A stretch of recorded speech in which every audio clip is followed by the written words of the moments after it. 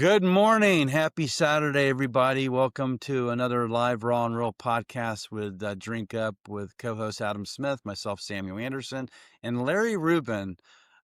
Welcome to Drink Up. Man, it's taken a long time to get you here. I'm so excited to have you here. We've been having a nice talk here this morning. First of all, why don't you introduce yourself? I know you're the leader and founder of Swipe It. Is that right? That is, yep. Swipe It gift cards or swipeit.com. We've been specializing in custom gift card programs for the little guys for the past 26 years. Basically, we're a one-stop shop for gift cards. So basically, our goal is to take one thing off the plate of the small business owner, which is gift cards, and let them concentrate on running their business, whether it be a distillery, a bar, a restaurant, any industry. Obviously, we'll talk specifically to the beverages, but yeah, we're here to help any small business out with their gift card programs. Well, but just for full transparency, I said coupons and Larry corrected me. This is gift cards. This is not coupons. And there's a lot to be said. I told you earlier, I was at Best Buy and I had my $25 gift card that my wife had given me, and I bought a battery. I actually tried to return a battery, and he said, there's a 2-week policy, by the way. If you buy electronics from Best Buy, it's 2 weeks. So make sure you get the 2-year extended warranty. Right. Because after 2 weeks, they're not taking it back. But anyway, I probably took my gift card out. I gave it to them, and I got $25 off. And it was an interesting question you asked me. I want to get into it a little bit. We'll talk about your company first. But one of the things I'd like to get into this morning is you said, well, did they leave any pennies on that card? Yeah. So my two questions would have been, did you use the full value? And you said yes, which was good for the consumer, not much the business. And then the second question I would have asked is, did you buy anything else? Yes. No. No. Okay. So because the other big thing with gift cards is 90% of people who use a gift card spend above the value. So you walked in there thinking, I got to get a battery. I have $25. And now while you're in there, their whole thing is, okay, I got you in with the gift card. You grab the battery. Hopefully you're going to grab 8 more things on your way to the register. And that $25 gift card now up the purchase price to $87. That's an interesting concept, because I'll describe my trip. I went in there with the intent to return my battery and to get an upgraded battery and use my $25 gift card.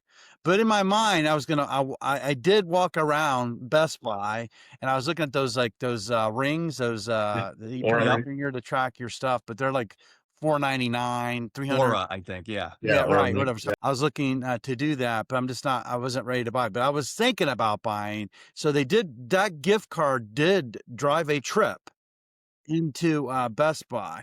Yeah. Now, it would have been interesting though, like what if that gift card was a $100 gift card and not a 25? Then you might have been, okay, I have $75 extra towards that $4.99. Who knows? Maybe. Yeah. Yeah, and we use gift cards for our one of our Italian restaurants here in Burnsville. We get them at Costco, and we'll get and because it always says if you buy this gift card, you save 20%. So there's a savings by buying the gift card, because it's really, you're getting $50, but it's only really costing you $40 for each one, or 35 or whatever. You're saving, you get an extra $20 on the deal. So that and stuff, I'm interested in learning what that strategy is all about around gift cards. But tell me, let's step back. So when you and I initially talked, why the heck would anybody go into the gift card business? Is this something that you bootstrapped yourself as a founder from the ground up? Like, tell us a little about the history of the company, how you founded it. Yeah. So actually, when I started, gift cards kind of did not exist. So when I first started, I started an off-campus meal plan for college kids. That's right. So back in 1998, probably 1997, some guy was walking around my college campus, UMass Amherst, and he said, I have this card, and if you put money on it, you can use it at these 8 restaurants in the downtown area. And I was like, well, that's pretty cool. Now, my money was already tied up in the fraternity sloppy chef, so I didn't have any money. Mine was tied up in beer, but that's another story. Exactly, right. Well, that's whole part of the doing the meal plan with the fraternity house, where you sign up for lunch and dinner, then you say, why don't you give me lunch back, and there's your beer money. But anyway, hopefully my parents don't see this podcast. So this guy was saying, I have this program, and interesting. That was my junior year. Senior year, he came back. He still had it. I actually had some friends who had joined the program. So it was a pretty cool concept. Instead of putting money on the college meal plan, you'd get this off-campus meal plan.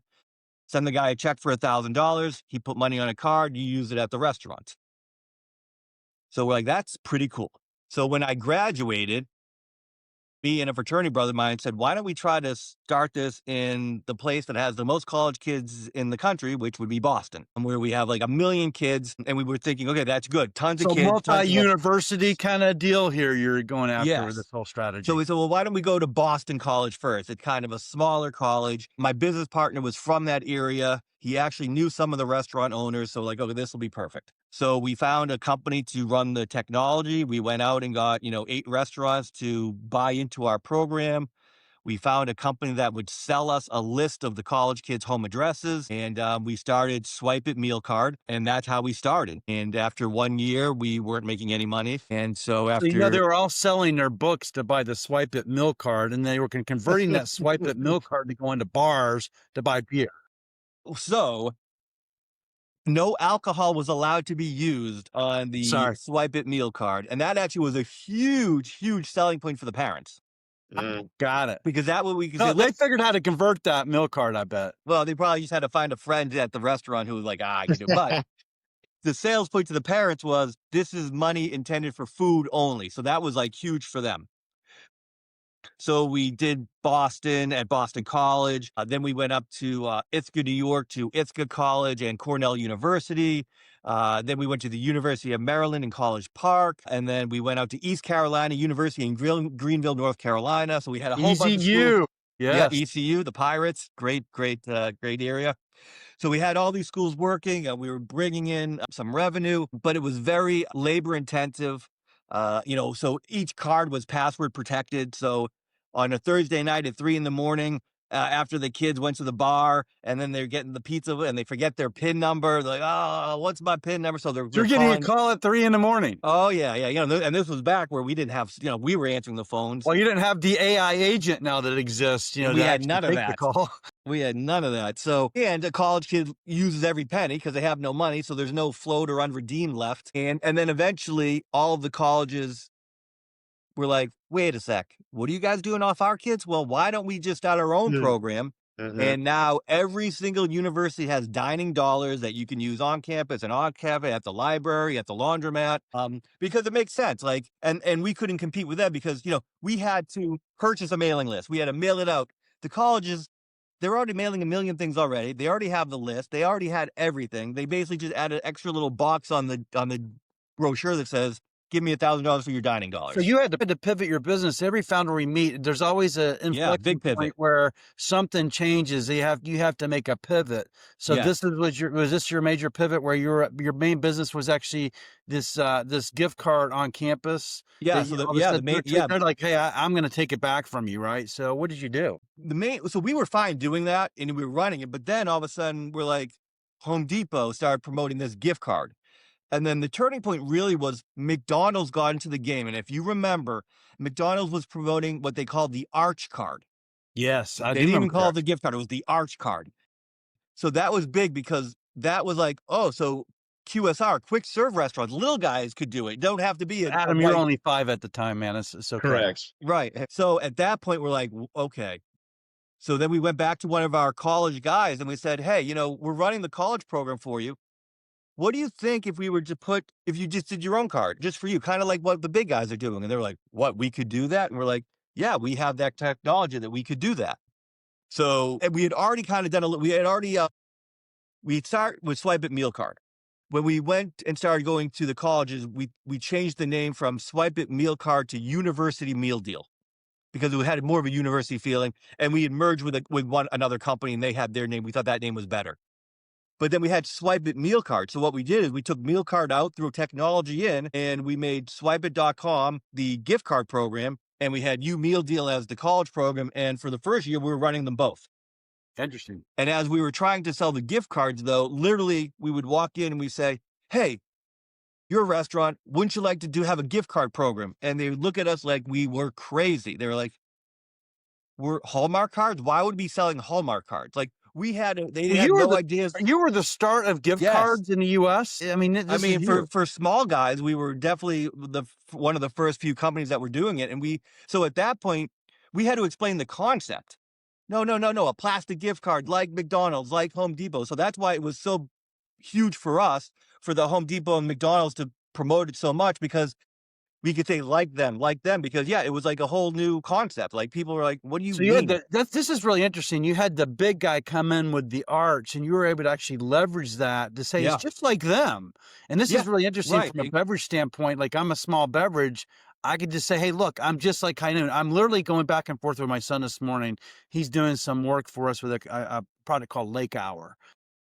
And Lake Hour is an RTD brand, right? And he goes, well, that's just like High Noon, right? A competitor of High Noon. I'm like, yes, but they're smaller, right? And then he said, isn't it like two Hollywood producers that like founded this brand? So the people that the Thunderbolt movie that's out, that's one of the founders, by the way, that founded Okay. that Lake Hours is a brand that we actually represent here in Minnesota, Wisconsin, and Pennsylvania. But anyway, it's really interesting. But again, he's just like look at the big guy and then leverage the big guy is what you're saying, right? That's what you did. Yeah. And then, even, 10, 15, 20 years later, I still say the same thing. Like, look at how are they marketing their gift cards? What are they doing? These big companies put so much money in their research and development and all this and that. And it's like, okay, Yeah. so if they put all this money into it and they realize that this is the best way to promote their gift cards, well, guess what? Why don't we copy that for the little guy? Got it. Got it. So we're going to emulate what the big guys are doing, whether it's the technology, the exposure. We're going to bring this down to the little guy. I remember that our first conversation, you were emphasizing that we work with this, we work with the small guys. Is that still the case? Did I hear you correctly, or what's? Yeah, I mean, listen, when Sierra Nevada calls you and says, "Hey, we need a gift card program," you don't say no. But our whole corporate culture is really for the small guys because, first of all, they need more help. You know, they're understaffed. They don't have the education. Not that they're uneducated, but on gift cards, they don't know all of the best practices. So, and they appreciate your help a lot more than the big guys, right? The big guys kind of like they want your best practices. They want it discounted and they want it yesterday. Where the little guy is like, "Thank you so much. How much does it cost? How can you help me?" And oh wow, you've really taken my business from here to here. Like it made a big difference for us. It's really interesting because I asked you, like we told you we need to promote our podcast to get like to meet people like you, so people can actually see what you're all about and learn and stuff. So I'm gonna pause. I know because Adam's been here thinking. I mean, Yeah. when he goes like looks left, looks up, that means he's ready for a question. You're not wrong, Sam. No, so my question is like, and you were touching on this, before we got on, and everything you just said kind of helps illustrate it even further. Like for example, I talk to a lot of brands right now who are trying to get into, their local convenience stores or their local mom and pop, um, grocery store or their local gyms, or, maybe it's a regional chain or something like that. And you mentioned, the old Subway gift cards, how they had a sub and then a Pepsi on it. So people were kind of subconsciously drawn to, I'm going to Yep. get a Pepsi. Yep. So for these brand owners, I mean, what I'm hearing you say, and I guess I'd love your opinion on this, like maybe it's worth them as brand owners, in the addition to everything else they have to do, going in and saying to these C stores, these mom and pops, like, hey, what if we talked about gift cards that I, as the brand owner, can promote for your business as a whole, but on that gift card, in addition to other items that are maybe high margin for you for your store, you include a photo of my product, right? Yep. Does that track? And at that scale, does that make sense? I guess, do the unit economics make sense when we're talking about like the hyper small and the convenience stores and things like that? Right. I mean, obviously, the biggest thing is exposure for their new item. This new brand. So wherever they can get exposure, be great. And from the restaurant, the bar, the liquor store, obviously they're hoping that will bring in people, but if they can offset some costs as well. So like, it's kind of it's an inexpensive way. Hey, listen, we're going to provide you with 250 gift cards. Mhm. It's short money. We'll even come and do a photo shoot with our product. And, maybe let's take a picture inside the bar. So now you're still getting your exposure as well. We're getting our exposure for the brand, win-win for everyone. Mhm. Now we can't, hopefully that means that, I get the gift card. I see this new brand. I come in and hopefully I purchase it. But even if they don't, they're still getting the exposure. So the person who bought it saw that and he sees it. Then he gives it to that person who got it. And then we know with gift cards, this guy might be like, I don't like that place. I'm going to re-gift it to somebody else. So it's all about how many eyes can we see on that brand. So it's really about, real estate. And so we're saying, why not sell real estate on your gift card? We can even sell real estate on a gift card carrier. Let's say that, this has even more real estate that you could put it on the back and you could put a bunch of different brands on it. So I know I find gift cards in my wallet all the time with the leftover dollars. And it's like an advertisement. I pull it out. Oh, I should go take a look at that. And then all the schools come around and they give you the little thing you can scan too, to promote like Little League or and if you find an old gift card in the underwear drawer, right? Yeah.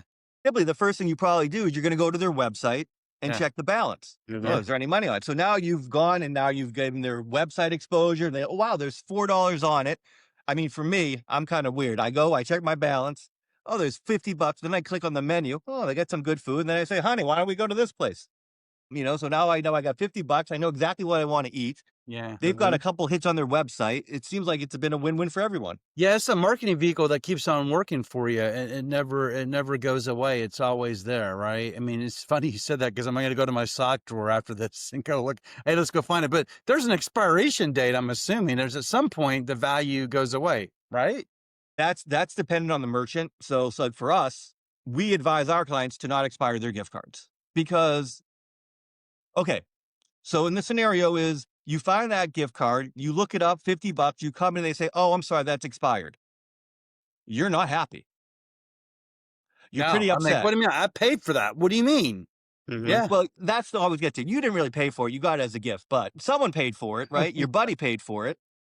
So you might be so upset that you might actually just walk out. Like you might not even eat there. You're so upset. You walk out. And then you're going to tell how many people about your unfortunate experience at that restaurant? You're going to tell a lot more people. Now, if they turned and they said, that's expired, but we're going to honor it anyway because you're a great customer. You're going to stay there. You're going to spend the $50. You're going to spend above the $50. When you leave, you're going to call your friend and say, oh, man, I just went there. It was expired, but they took it anyway. So the extra goodwill you get over not expiring your gift card is so much greater than, oh, well, I got my $50, but now I just created an unhappy customer who just told 4 people what a jerk I am. Yeah, I got to call out my partner, Alicia Vargo. She says good morning to all. Alicia, hello. Since you're here, please, you've been in the business a long time. Ask Larry about gift cards. I know you like gift cards maybe. But anyway, I meet Alicia. Alicia meet... hello. So I'm curious. I'm going to jump in real quick, Sam, before I forget. So years ago, I worked at Best Buy, right? And I want to hear your perspective, Larry, on what I'll refer to, sarcastically as the dark side of gift cards, right? Which is the fraud that often, the older generation has kind of been the victim of lately, right? And not that we need to go down that rabbit hole for the rest of the podcast, but just curious, I mean, you mentioned like Sierra Nevada or some of these other bigger companies that you've worked with. How do you help them, given your experience in the industry, to mitigate that for themselves and their customers? Right. I mean, so it is a tough thing with fraud because, the biggest thing is I get a stolen credit card. I use a stolen credit card to buy a gift card, and then I use the gift card to make a purchase, right? And if I can do that fast enough before the person even knows their credit card was stolen, well, then they don't even know that gift card was fraudulently purchased. This happens a lot, right? Yeah. Fortunately, the credit card processors understand that, and they keep putting in as many fraud control and procedures in place that they can. So, for instance, for our online, we use Stripe, and Stripe was one of the larger online processors. Yeah. I think Amazon used them. Everyone basically is using them. So they have their regular processing, and then they have additional security features that you can add on. That's vetting everything. It's looking at down to the IP address that's being used to place the order. Oh. And looking to see where's the credit card, so there's a lot of things in the back end. And the nice thing with Stripe is this huge database, right? Mm-hmm. Everyone's using Stripe. So if there's fraud occurred, it's, they can track that over this whole network. So, for us, and we also flag high volume gift cards that are bought online, so mm-hmm. We're not worried about a $25 gift card, but we're more worried about the $250,000, $500,000 gift cards. Yeah. So we get an extra notification, a high volume one that we can keep Okay. extra eyes on it. I'm going to hang with you for a $2,000 gift card. Alicia actually answered back, had an expired credit on a gift card recently, and the store took it anyway. Thank you. Right. So that comes down to customer service, that they did the right thing. And so we heard about it. How many more people did she tell about that experience? She told everyone because she was happy that they took it. Where, like we said, if they said, sorry, expired, get out, she's telling twice as many people about that poor experience. Yeah, So, and actually, I think she called out Sama. I don't know, Alicia, what Sama is. That's a place, Sama. So she's calling out Sama. Right. Exactly. Exactly. So the way we look at it is, I sold the gift card to your buddy 10 years ago. So he gave me the $50. He got the gift card. He gave this to you. You lost it in your underwear drawer. I've been holding this money for 10 years. Yeah. So if you really look at it, the value of that gift card today is much less.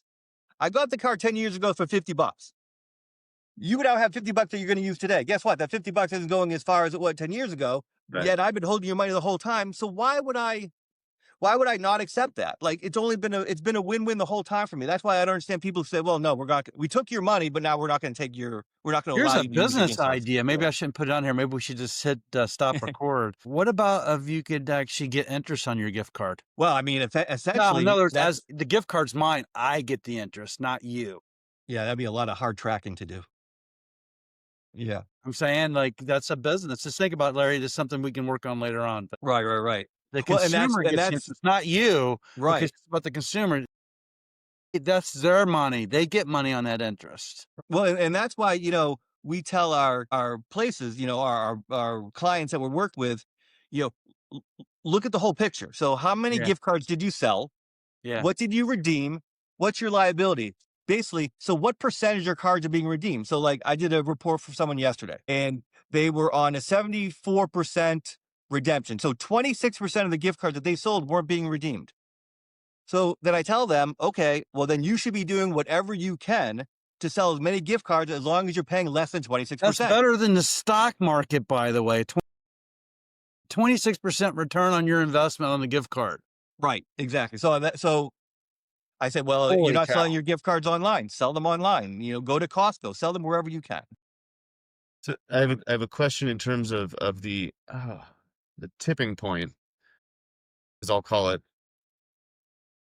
When you think about, like, and again, I work a lot with beverage, but the question kind of applies to anybody. So when you think about a smaller brand, is there kind of a rule of thumb? I'm sure it varies pretty substantially, but is there sort of a rule of thumb of, like, hey, once you have a certain number of products, now would be the time to start offering gift cards. Once you're at a certain dollar value of revenue as a company, now is a good time to start offering, like, at what point should a young brand start really considering gift cards to be a part of their product portfolio? So to be honest, I think if you're opening like a brick and mortar, I think gift cards should be available for your grand opening, for your pre-opening, Sure. because you're getting people in. I believe that's when you're supposed to load some cards up with $10, $5 and hand them out for free at your pre-opening, grand opening. Cause now everyone's going to come for that. But now we want them to come back. So at that point, we're saying, okay, we want to use the gift cards right now as a marketing promotions tool to get people to come back. I've also had places where as soon as they get their website up, so they get the website up, they're not opening for another 3 months, but they have the website up. I say, put your e-cards and your gift cards up right now. Let's start getting some pre-sales. Let's start getting cash flow before people. And how about this? Offer an online special. Hey, we're not open yet. Buy a $100 gift card and get $110 worth of value. We're going to be open in 2 months. So they're already starting to get some cash flow. They're already starting to get some exposure and some interest. It's interesting. So some of the brands, we can't do it like on a spirit brand because of the laws and stuff like that. But with functional brands, with NA brands, like, even the whole bit, like, even should do like this golf course deal where, hey, look, if you go out to your local retailer online, I'm going to give you a $20 Visa because it could be used at the golf course. Maybe you got to pay $60 for round. I'm going to give you $20 off your next round. Just order this gift card here, kind of pre-seed stuff because they do some direct stuff in marketplace. Hey, Derek, if you're listening to this today, I just gave you an idea. But my point is that this could be beverages all day long in terms of as we pre-launch, during launch, and post-launch to continue to drive the business. Well, I think and I'm going to make an introduction, Larry, while we're talking to a buddy of mine who's He's just starting to get into, I'll put it this way. He's dipping a toe into the pool that Sam and I have, cannonballed into. He does like website builds, and his background is not in website development. It's more in conversion rate optimization, stuff like that online. Yep. Okay. But I bring him up because I've introduced him to a lot of the small brands I've been working with to help them get their first website put up, to get them their products listed, to get their Shopify or their Square stores connected, whatever it is. Definitely. Yep. And you mentioned something that I think is really interesting. A lot of these brands, even on a beverage side that I'm working with, are like, oh, well, I'm going to get pre-sales, which is fine. That's a good idea. But they're trying to sell in, 12 packs or 4 packs or 24 packs. And they're trying to get, okay, if that costs $30, you pre-sell for $30, fine. But I think your point, it just sweetens the deal a little bit where you say, hey, like, give me $30. I'll give you $50 worth of money to spend, or some, 35, whatever it is. But to your point, you want everybody to come back and redeem that. You want loyal customers, but for the folks that don't, that's free money, right? Correct. Yep. So yeah, I just realized something. By the way. The reason that when I go to Costco and I get 20% more is the conversion's 30% is going to sit on a card, so they're still making like 10% on the deal. Mm-hmm. So well, and if you also notice, Sam, when you go there, you don't get one card; they break it into two because they're getting you to come back into the restaurant twice. Yeah, we use them both at the same time because these our bills are like $300 because we invite my son, his wife, the 2 granddaughters. It's like, it's Father's Day. Why am I paying? Because you're the father. That's how it works. That's how it works. Thank God for those gift cards, though. Because exactly. I saved 20%. I got 20% more for my investment. At least I think I did. No, you did. And you pay with a credit card, so you got some points on that too. Yeah, so our brands can't afford you, Larry. There's no way. I mean, you're an expensive service. I'm starting a brand. I'm cash strapped. I got to pay Adam to get operations going and get the things moving. Then you got to arrive at me. I help find distribution and customers, and we're not expensive, but there's a cost to that. I can't afford you. True. Yep. Yeah, we hear that a lot, and then we say, well, our average monthly bill out is $19 a month. So if you sell one $25 gift card, I think you can pay for us. We can get you set up on a free app. So if you have a tablet or a smartphone, you don't need any extra hardware. Okay. If you want to start with just e-card instead of a physical card, well, then there's no upfront cost. If you want to start with the actual physical card, we can print as little as 100 cards at a time, 100% custom. We'll do free design with unlimited revision, so you don't have to worry about that. So I guess we're probably the most cost-effective marketing tool you could think of. I think you just sold Drink Up, Adam. You got to go in on me with this. So we're going to do something with Drink Up. And then Alicia is very active this morning. Thank you, Alicia. I love it. She has a question. Can you, first of all, she made a statement that you could use this towards a lingerie store. So Alicia built a multi-million-dollar lingerie company back in the day. So like you, Larry, she's an entrepreneur. But she asked a question. Can you create a gift card Can you create a gift card recently, compliments of even? Did you guys create here, can you help me, Adam, here? I'm not sure what she's asking here. Yeah, give me 1 second. I was sending that email to Cody. Let's see. Where'd she write that on LinkedIn or on the thing? So she said, did you guys create for this version already? Let's assume a golf club promo with a on-premise bartenders or bar cart incentives give to them. I mean, you could pretty much do anything with it. Yeah. So basically, you could the people running the bar, all they would need is to have their smartphone. They put our free app on it. We have our gift cards and our e-cards have a QR code on it. Yeah. So basically, using the rear-facing camera, you scan the QR code. That automatically puts the number in. You put the amount, you click submit, and now I've run the transaction remotely from the bar lady on the 18th hole. All right. We're going to be creating gift cards for some of our NA products for sure, 100%. We work with every industry you can imagine. Yeah, so we have to figure that out. I'll make some introductions here how we can do that, because we're going into accounts. We're a new brand, right? So we're trying to get people interested. We're like, well, where can I get it? Well, you can sign up for this service. You can go direct, as an example, right? But sometimes they're reluctant to do that. But if I gave our so we have feet on the street people. If I gave our feet on the street people, like Sal in Miami or Brian in Wisconsin, or our Texas team, if I gave them this opportunity to walk in and talk to that bartender or that beverage manager, hey, look, if you buy today, I'm actually going to give you a gift card that you can go for your next round of golf or wherever you want to use it. So we could figure out different, like almost like a point. Like you could choose golf, you could choose lingerie, whatever floats your boat. You could do it. Is that something possible to create? It's almost like an incentive because there's no law against it. Correct. You can use gift card. I mean, the big thing with gift cards is people think it as, okay, I'm going to sell it and I bring in revenue. But we say, no, you have to think of gift cards outside the box, marketing, promotions, employee rewards. I mean, we have a whole program where for influencers, so let's say that I have a brewery and I want this influencer to come in and drink there because everyone sees what this person does. So I can put a card product together where every month, $100 automatically goes on the card, stays on the card for the whole month. At the end of the month, use it or lose it, sets back to zero, and then it charges up for the next month. So we have people using that for influencers, investors. Here in Nevada does it for their 600 employee reward program. It's all on a card program based on how long they've been with the company. They get X amount of dollars every month to use either online or at the 2 breweries. So yeah, I mean, the options are limitless with the gift cards and what we can do with them. It's amazing. What's been your biggest failure with the gift cards and your biggest success? Biggest failure is probably, we're still a small business. So even after 26 years, we're still a small business. And I guess my biggest failure may be not growing bigger, faster. We've always done it on our own. We've never gone out and got any funding or big partnerships. So it's kind of just been sweat and hard work and just, doing it, 4 people just killing it, crushing it. And so maybe that's the biggest regret is in the early years, maybe not trying to form partnerships or get some funding and grow it faster.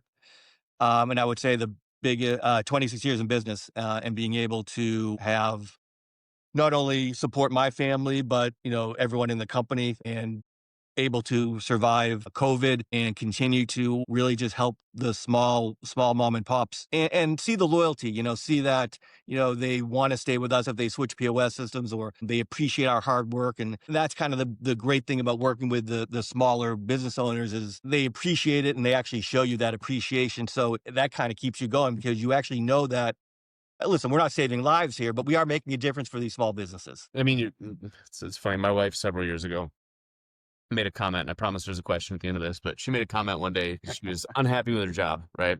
She was working at an outdoor motorsports park, and she came home and she, been having some rough days at work, and I've been doing this for, the better part of the last 8 years. And so she comes home, she has a rough day, and she's like, well, it's just, what you do really matters. And I looked at her and I said, excuse me? And she goes, well, it's making a difference in people's lives. And I was like, baby, I'm just helping people get drunk faster. No, that's a gross oversimplification, obviously. But I'm like, we're putting liquid in cans. Like, I'm not, saving lives here. Same comment you made, right? And I said, and also, like, you have to consider, like, that outdoor motorsports park you work at, well, yes, you may be having rough times. Like, for some people, that's their, like, Disney World. Right. Their local, oh my God, this is so cool. I get to go spend time with my family. Right. So to your point, like, no, none of us are saving lives. But I mean, if you're getting a mom and pop shop 20% back on their money, that's a big fucking deal. Right. Right. So the question that comes at the end of that is, I want to ask Vern's question. I'm not sure if it got mentioned, of honoring, and how do you discuss this with your brands, honoring the gift card value of competitors as a way to, engage better with a. That happened to us. We went into a restaurant. They go, that's not us. Mm-hmm. What they should have done is, you know what, we're going to honor that. Mm-hmm. So it is an interest. So I had probably 20 years ago, I had a client of ours when they went out of business. It was a restaurant. And this owner went out and he found one of his buddies who had a restaurant and he said, will you honor these cards? He took care of his customers and then he put it on his, his website, his Facebook. Our cards will be honored at this restaurant. So that was like the most incredible thing. That's the right thing to do. Do people do that? No, they closed their door and they take their money and they run away. Yeah. We've seen places where they've purchased the restaurant, they've kept the name the same, and then they said, we're not going to honor the old gift cards. Shit. And I mean, and we're like, how can you do that? Right. I understand if you want to change the name, that's fine, because then you can say, but you kept the name the same and now you're not going to honor just because. Yeah. So it's amazing what some people do. Yeah, I mean, obviously, if you just say we're going to honor it now, if it's a $50 gift card and it's not their restaurant and I'm going to honor it, well, then I just gave $50 away for free. So it's tough to do that, but they could say, oh, that's not us, but we'll honor a percentage of it just to get that, hey, we'll honor 20% of it, something, not to send them away. But I think it's more that if you're going out of business, if you were to somehow partner up with another restaurant, that's like the best way to do it, because that shows you took care of your customers who, went to your business for the last 10, 15 years, instead of just being like, screw you, you're out. But that, unfortunately, most business owners aren't working that way. And I mean, and as that example, I mean, that business owner who kept the name and still didn't want to honor it is crazy. But gift cards are huge. Like, that's a big thing when you're selling your restaurant or your business. People forget about the gift cards. And then all of a sudden we'll get a phone call and the new one will be like, what? There's 50,000 outstanding. And we're like, well, yeah, you should have discussed that when you bought the restaurant, I mean, I had one guy, he just bought a restaurant. He has 200,000 outstanding. So he put 200,000 in an escrow account. Over the next 2 years, we're gonna monitor the old cards redeemed. And as the old cards get redeemed, he's going to pay out of the escrow account for the next 2 years. So that's two educated business owners thinking about it and doing what's right. So right. One business owner understands that 100% of the gift cards aren't going to get redeemed. So yeah, you shouldn't give me all the money. But the other guy said, well, I shouldn't have to eat it. So, okay, well, let's come to an agreement and we'll work with Swipe It and we can help with the tracking. Right. But it's a big thing that people really need to, like, when you're selling or buying, the question has to be like, by the way, what's the gift card liability and where is that money? Right. Wow, interesting. Let me transition. I have a question, different topic. And we're still on gift cards, by the way. But what's been your I guess, favorite or most successful promotion? What was the promotion? How did they, and then what was behind it, and how did you pull it off? So I would say, I don't know if I would call it a promotion, but our biggest COVID hit, and we had thousands of clients dead in the water. And so we were just working 24/7, building as many e-commerce sites as we could, getting them out to them so that the little guys could start selling e-cards and start bringing some revenue while they were closed. So I think that was the biggest success for us, because like we literally were helping people stay in business during that crazy COVID time, and no one knew what was happening. And so we just kind of rolled our sleeves up and said, whatever, let's get as many done as possible. And yeah, that was probably the biggest thing that we could do for our clients. It's kind of funny. I'm part of another company called Drinksify. So it's part of blockchain and these like NFTs, right? The idea is we're going out and we're talking to producers and we're saying, hey, you're filling that barrel for $500 today, right? But that barrel in 5 years is going to be worth $5,000. So we're selling the value of what's going to be in the glass and the bottle and the label at tomorrow's prices today. So that producer's only outlaid $500. Right. It's interesting. So I wonder how gift cards come into this. We have to have a conversation. But yeah, interesting. My point is like these people didn't have money, but you're like, hey, look, when I'm open, you're going to be able to use this gift card, or you're going to do curbside with me, right? Use this gift card, the whole bit. So I mean, it's not futures, but it is in a little bit. Yeah. I mean, basically, right. I mean, it was amazing because the restaurants or the businesses were in dire need, and the communities really rallied. Like you said, I'm going to buy this gift card.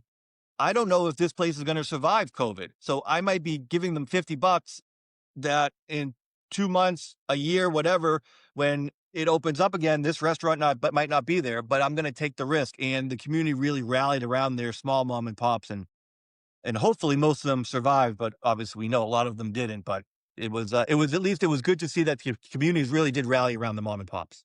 Yeah, it's unfortunate. Adam, you're thinking there. You had a deep thought again. Actually, I got a question for you, Sam, and be curious to see. Well, I'm just curious to see how the two. I'm not the gift card guru, but okay. I know, but it gives me a chance to take some water. Exactly right. Give Larry a breather. No, like if you eat. Okay, so I think about the feet on the street programs that you run, Sam. Right. Yeah. So you're doing feet on the street, and I don't even mean gift cards to bars and restaurants. I mean gift cards to like Joe customer, right? So like when we talked to Andrea Poe with Tastemakers, right? And she said they would give gift cards. Yeah, they do the value for them to stop to do the questionnaire. Yeah. Right. But I think if I remember right, Andrea said they'll give gift cards to like other bit, like it's not gift cards to the brands because usually the brands are super small. They don't have them yet. Right. Yeah.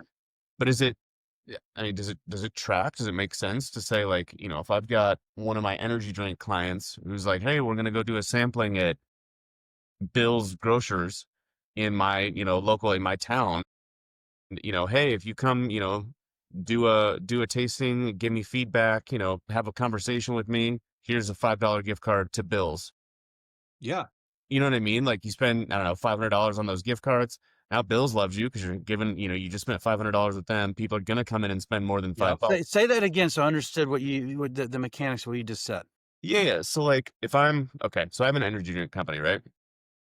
And I go to, you know, I'll use a Minnesota example. I go down to Lunds and Byerly's, right? And I say, hey, you know, I'm a new energy drink company. I want to do a sampling in your store, right? And I talk to the manager of the Lunds and Byerly's or the Hy-Vee or wherever it is. And I say, I, as the brand owner, want to give you, as the store, $500 and I want 100 $5 gift cards. And then I've got my table set up. I've got my logo and my, you know, drinks and all the things. And as people are coming up, they're tasting it and they go, hey, this is really good. You know, where can I get it? I go, oh, it's over the cooler over there. By the way, thanks for coming up and talking to me. Here's a $5 Hy-Vee gift card, right? 100%. Like, Good. And I would say one other thing is, and if you go and buy one right now, I'll give you a $10 gift card. even better. Right. Exactly. So I'm incentivizing you to try it. I'm going to incentivize you even more if you actually go and make a purchase. I'm glad that my AI is like taking notes here. So remind me that this is a huge business opportunity. And Larry's going to like it because we're the first person we're going to call is him to execute this program somehow. Well, additionally, I would say, oh, and by the way, if you don't mind, can we print a custom card with my logo on it and your logo on it that we hand out? Right. I had to call out our friend Jay Williams. He's boarding a plane. Jay, thank you so much for stopping by. But he owns a company called Freebird.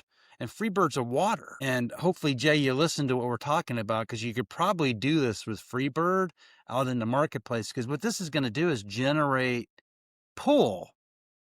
There's push and there's pull. And what we're talking about is pull here because we're getting the consumer to actually execute something. I got this card. I'm going to go do something. And then, Adam, to your point is I'm at this table right now. I'm talking to you. And Larry, your idea is, hey, look, I got a $5 one. You can do it later, or right now I'm going to give you $10 if you go buy it right now. Mm-hmm.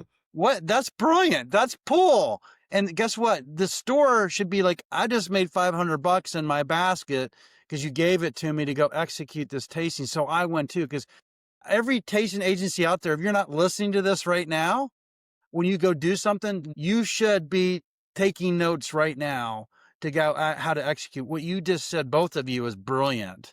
But also, the supermarket isn't only getting $500 either because we bought 100 $5 cards. So no one is walking to the supermarket spending $5. So we gave them $500. We got exposure for our brand, and we just generated $2,500 of revenue for the thing because they came back and used those $5 cards. Mm-hmm. So exactly, and we said it earlier. Remember, you asked me about Best Buy. Well, what else did you buy? exactly. I just drove a trip into the store. This is probably the most brilliant freaking podcast we've done since the beginning of time, by the way, Larry. There we go. See, You Sam, now are now a co-host or triple host or whatever. Invoices in the mail. Yeah, so you have to come back. The I will last come one back we had, as often as you want me. I'll come back. everybody that Lunchtime. comes on is brilliant, but one I have to call her out, Courtney O'Brien. She asked, we were talking to her, right? And she's come on a couple of times since then, but she said, can the distributor repeat your message, right? And what you and Adam said about, hey, this is how you actually build and a gift card program and make the retailer part of it, as well as a supplier, as well as someone like me at Bev Assets. So everybody wins. Bev Assets wins because I made my supplier happy. My people win because they're selling more product. The store wins. I mean, and the consumer wins too. The consumer just tried a product that they like, got an extra $5, maybe bought it, got an extra $10, and now the brand, next time they go buy it, they're going to spend full price for it. So again, like win-win-win. It I definitely. All right, we get the thinker going again. I know he's going to probably pick on me later on, but no, I mean, I this is the kind of shit I enjoy doing the podcast for, right? Like whether it's that question or, you know, introduce you to my buddy Cody or whoever. And Sam knows this, but I mean, I got a list of clients on my wall that they're like, and I'm not, it's so funny because I'm like, I'm not the sales guy. Right. And they ask me, Right. like, how do I go talk to people? Right. Like they're not, they're not ready for feet on the street, even in their own market. They're still, they barely have product, let alone anything else. They're like, well, how do I go talk to a convenience store? How do I go do this?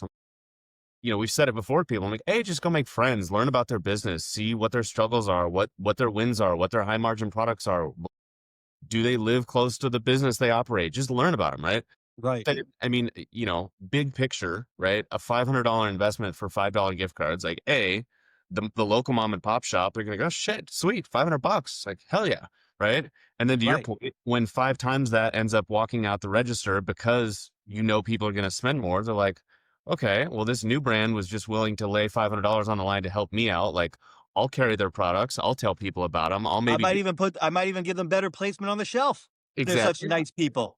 Yeah, and then we had average tastings about $150 to $300 to execute, right? To do so it. you could do like $50 worth of $5 gift cards or whatever, just enough to give out, right? So first come, first serve, but it's something of value to go do it. So I definitely want to follow up on that post podcast, Larry, because we definitely have the ability to do that with our brands and how we go to market. We require people, I call it, go out in the wild.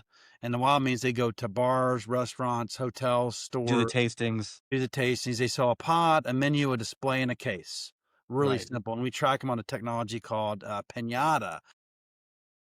Tracking that with that QR code, I would love to introduce you to actually Lisa Fagan. So Lisa, I haven't forgotten about you if you actually catch this podcast, but she owns a company called Promolytics.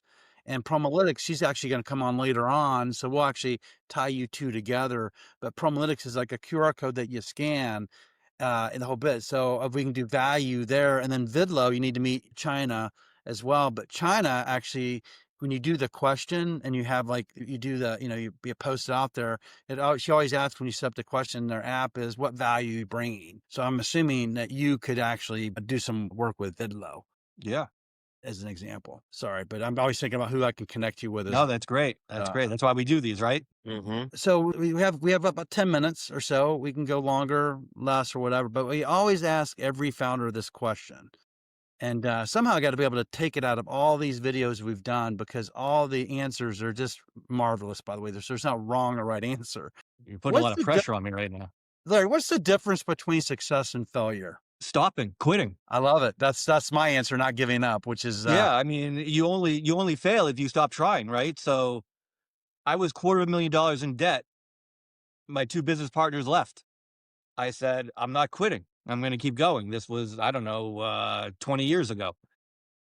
I assumed all the debt. I kept going. So yeah, I guess I could have, there was 3 of us, 2 quit. I didn't. So I guess that's the difference right there. That's amazing. So $200,000 down in the hole and you kept on going. What kept you going? I figured, I think at that point, my parents had invested my bar mitzvah money, so I probably had about $30,000 to my name. So my thinking was, when you go bankrupt, you go bankrupt. So whether it's $30,000 or $500,000, if you go bankrupt, you go bankrupt. So I said, I'm going to take the gamble. I'll assume all the debt. I don't have $250,000, so it's really only what I have. So I'll assume the debt, and keep plugging along. And that's what we did.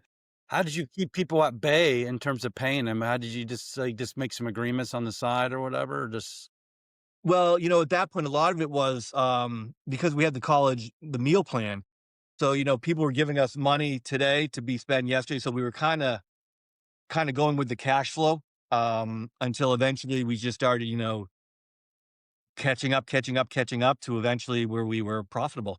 And so, that's amazing because there's so many people that get in a pickle and, I would say to anybody out there, get to know them, but that's a great story. I can't tell you how many founders that we've talked to and that we meet that they've either been ripped off or they're in debt, but they keep on going. My friend Josh Wan owns Force Brands. He's an entrepreneur like you. And I asked him about being an entrepreneur because I'm new to this world, just like Adam. We've jumped in as Adam says, cannonball first. We're trying to figure it out. Right. I'm blessed to have a partner who's been doing it for 20 years, but I'm new to the game. And just what he said is you got to be willing to play in the mud. Yeah. Well, and you also have to have a support staff. So I was $250,000 in debt, which means I was at the point of being homeless. But I had family, so I moved home with Okay. mom and dad at 26 years old. Yeah. But I had to do what I had to do. And so, but because I had that, so at the back of my head, I always know, okay, I got mom and dad are always going to be there for me. Um, so that allowed me to take the risk and keep going, and knowing that I had someone behind me that was, cheering for me and help and rooting me on, and, keeping me going in the right direction. So that's kind of a big thing too. That's so amazing to me. I did a post yesterday about like joy, and then I found this random video. You should go watch it. But this gentleman's on the stage, and he talks about, have you ever been in a situation where you're going to the cash register and you have like a couple items in your hand, and you pull out your card and you're just praying that there's enough money on that card to actually buy it, and then the card scans and it goes through. The card goes through, right? And then he talks about when he'd go home at night and he would see his kids, and he had no money, nothing in the bank, but he had his kids, and it was his greatest joy, right? Right. And the whole bit, and it just sends shivers up my spine right now as I talk, because there's so many people that are struggling out there, Larry, and they have dreams, but they all stop. They don't keep going. I think many people that will catch this, hopefully now or in the future, will actually hear your story of being over $200,000 in debt, and you had a nice support system that supported you to move forward. So thank you for sharing. My pleasure. Mm-hmm. And that's why we love to help. We do special rates for nonprofits. We try to help the mom and pops, whatever we can do. Because listen, we know it is tough. They always say if you can make it through 3 years, you're good. So we're at year 26, so we're feeling pretty good about ourselves. And so if we can give back, that's really the name of the game. I That's love what keeps us going. Alicia's. She's gonna say something if she's still around, because she always says we help people find work and do right by brands. That's our two whys. And we've put over almost $100,000 into people's pockets over the last 90 days, Awesome. which is, and we don't see any of that. Our mission is to put people to work and pay them is our number one mission. So to hear you say that resonates with me as well. With the final minutes, what kind of closing things? One is, how do people find you? Okay. Two is, what kind of things would you like to leave everybody with in terms of wisdom and their journeys? And again, I keep on wanting to say coupons. I know it's gift cards, gift cards. Yes. So obviously, swipeit.com is our website. I am now working remote. As you can see, this is my home office. So that means I have to walk by this every day, 500 times a day. So if you want to email Larry at swipeit.com, I will probably get that within the next 5 minutes, and I will see it all weekend long. And really, the big thing with us is education. I think that, and I'm seeing this a lot right now because I've joined a group in Massachusetts. It's called it's the Massachusetts Restaurant Asian Association, right? And what I'm seeing is that we're trying to help people. And like the Asian Restaurant Association, what I've noticed is, because of a language barrier, there's a big discrepancy in terms of who's selling their gift cards, like say from their website. So my big thing is education, so whether it's, I went to one town and I looked, and all the American bar and grills were selling their gift cards online. But I noticed that the Ethiopian restaurant wasn't, the Mexican restaurant and the Asian Chinese food restaurant wasn't. And the reason is because they don't have the education. They don't know that they should be selling the gift cards online. They haven't been educated about it. They also might not be trustworthy of the person walking in because he looks different. Maybe they've been burnt before. So our thing is not just educating the small business owners, but minority owners, foreigners, people who gift cards aren't something that they know about, so that we can try to make this an even playing field for all industries, for all business owners. And so a lot of the big thing is education. So contact me and ask questions about gift cards in general, and I'll let you know best practices and how gift cards can help your business. And if you end up working with SwipeIt, great, but just gift cards in general are a good thing for all small businesses.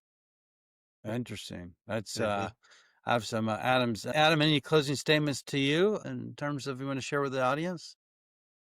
I mean, I think this has just been a phenomenal conversation, and thanks, Larry, for being a part of it. But it's just been a great example on get creative, right? Like, yes, there's a lot of affordable ways to be profitable, or to provide real estate for marketing or whatever. And Sam and you and I talk to friends about it all the time. But biting off more than you can chew is the nail in the coffin for early stage brands. And so finding ways like this to be creative and be frugal and be cost effective and blah, I think is just another, whatever you want to call it, tool in the belt of ways to get stuff done. Yeah, it's people ask me all the time is, why would you have Larry the gift card guru on Drink Up? What does that have to do with drinks? It has everything to do with it. Yeah. Everything to do with it, because it's about putting those initiatives and programs and finding that consumer. If it involves a consumer in a purchase, come on, Drink Up. Hey, Larry, Exactly. And Adam, I love what you said is, you don't have to spend $100,000 to create some type of marketing campaign. I mean, I heard $19, by the way, is the point of entry with Larry to get started. But obviously you multiply by how many cards you do or whatever. But the point is they've made it so easy to give a path. And with the internet and technology, you literally, I always talk about Gary Vaynerchuk, but if you talk about Gary Vaynerchuk, he does like live social selling. He said the first time in the world, you don't need a big marketing agency behind you to actually create demand for your product. So I love what you said, Adam. And Larry, thank you so much for being here. Thanks everyone for joining Drink Up today. Larry and Adam ask you to stay on because we always have to make sure our video uploads. Sure. And we'll see everybody next week. I appreciate it. Thanks for having me. Beautiful. See you, everybody.